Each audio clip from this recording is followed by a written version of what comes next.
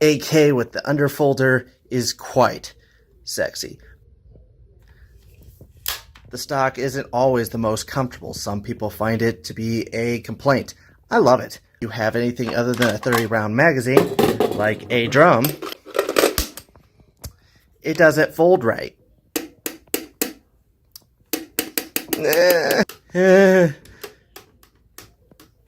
Stock don't come out now.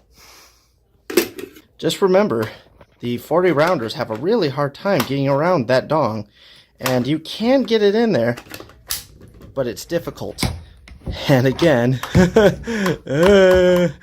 well, fuck. And getting it back out, it's a little bit tricky because there's just no room with that dong in the way. With the 30 round magazine in it, stock folds easy.